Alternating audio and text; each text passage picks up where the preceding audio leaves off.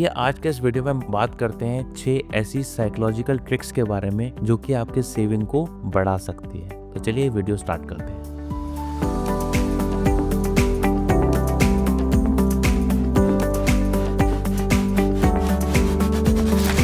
First, using cash.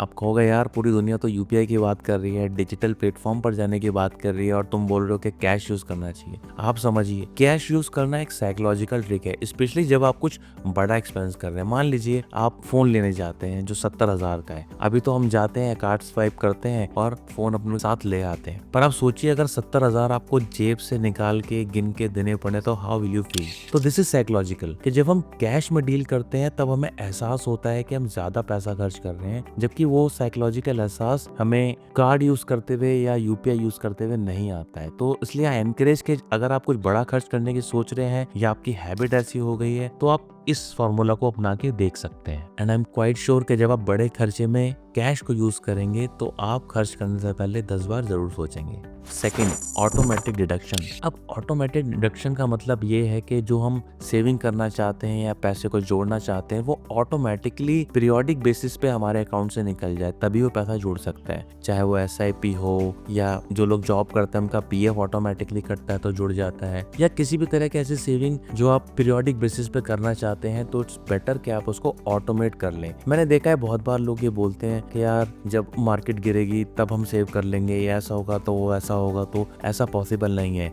उसमें आप discipline saving नहीं कर सकते। तो आई एनकरेज कि आप स्टार्ट करके देखिए। अब तो SIP 50 रुपए में भी हो जाती है, 500 रुपए में भी हो जाती है। तो ऑटोमेटिक सेविंग से हमेशा बेनिफिट मिलेगा और वो हमेशा आपकी सेविंग को इंक्रीज करेगी। थर्ड इज वेरी इंपॉर्टेंट, क्योंकि मैक्सिमम लोग ऐसा नहीं करते हैं। Always review your monthly statements. हमें समाव ऐसा लगता है कि यार हमें तो सब पता ही हम क्या पैसा खर्च कर रहे हैं, but always review your monthly statement, क्योंकि आपको ऐसे चार्जेस दिख जाएंगे कभी ना कभी जो कि आपको लगेगा यार ये तो मैंने खर्च नहीं किया, या ये एडिशनल चार्जेस क्यों कट गए, या क्रेडिट कार्ड ने इतनी फीस क्यों काट ली। तो उसके लिए आप टाइमली डिबेट कर सकते हैं या कंपनी से बात कर सकते हैं उसको रिवर्सल करने के लिए। मैं आपको अपना एग्जांपल शेयर करता हूँ। मैंने रिसेंटली एक UPI कार्ड इनेबल किया था जिससे कि मैं UPI पेमेंट आराम से कर पाऊँ, और डेली बेसिस पे हम लोग काफी UPI पेमेंट्स करते हैं। बट जब मैंने उसकी स्टेटमेंट रिव्यू करी then I came to know कि यार मैं तो अब ज्यादा पैसा खर्च करने लग गया हूँ। तो इसलिए आई एनकरेज कि आप अपनी मंथली स्टेटमेंट जरूर रिव्यू कीजिए। आजकल तो बहुत सारी ऐसी ऐप्स आ रही हैं जो कि इस प्रोसेस को ऑटोमेट करती हैं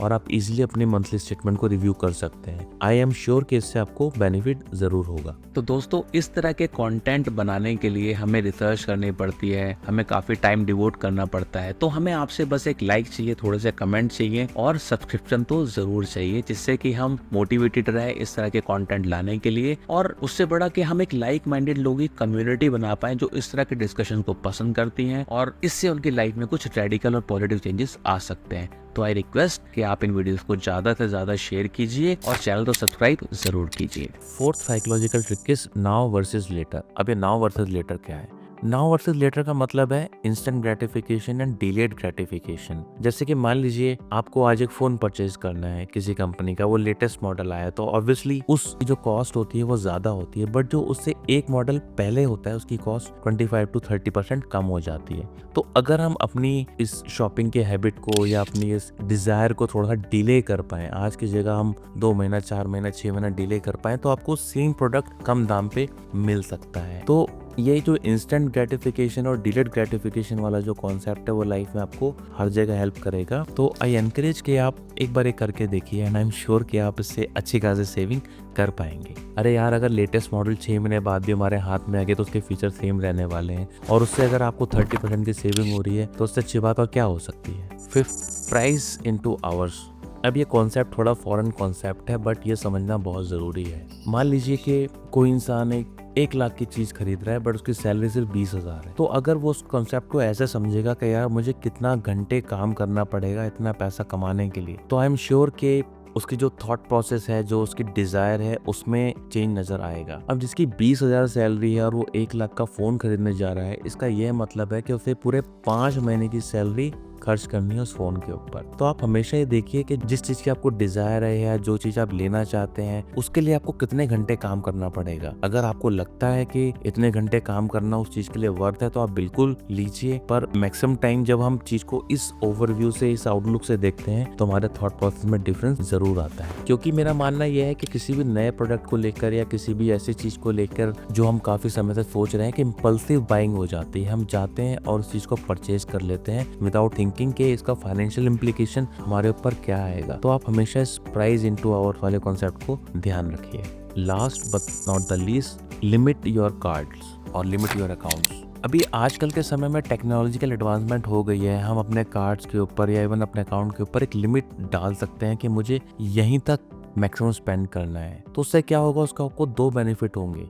अगर आप कुछ ऐसे बाइंग करने के लिए गए जहाँ पर वो आपकी लिमिट ब्रीच हो रही है तो आपको एक ट्रिगर मिलेगा कि यार मैंने तो ये लिमिट डिसाइड नहीं करी थी और ये एक्सपेंस उससे ऊपर जा रहा है, तो या तो मेरे को इसको फ्रैगमेंट में लेना पड़ेगा या जो भी आपका थॉट प्रोसेस हो, बट एटलीस्ट आपको एक ट्रिगर मिल जाएगा बाइंग करते हुए कि ये जो परचेज है ये मेरी लिमिट से ऊपर जा रही है। और उसका दूसरा बेनिफिट ये है कि इस तरह का लिमिट सेटअप अगर आप अपने कार्ड्स में करते हैं या अकाउंट में करते हैं तो आपको उससे एक सिक्योरिटी भी मिलती है इन द अनफॉर्चुनेट सिचुएशन कि आपका कार्ड लॉस हो जाता है या कोई वो कार्ड निकाल लेता है तो वो भी उस लिमिट से ज्यादा उसको यूज नहीं कर पाएगा। तो इससे आपको दोनों तरह के बेनिफिट मिलते हैं। तो दोस्तों आज के इस वीडियो में हमने कुछ ऐसे इंटरेस्टिंग साइकोलॉजिकल हैक्स डिस्कस किए हैं जिससे कि आप अपने सेविंग रेट को बढ़ा सकते हैं। एंड आई एम श्योर कि अगर आप इसमें से जो हमने मेथड डिस्कस किए हैं वो ट्राई करेंगे तो आप एक सब्सटेंशियल सेविंग कर पाएंगे। आप हमें कमेंट करके जरूर बताइए कि आप कौन सा मेथड चूज करने वाले हैं। और आपने हमारे वीडियो को अंत तक देखा उसके लिए बहुत बहुत धन्यवाद। मिलते हैं अगले कंटेंट में। Thank you.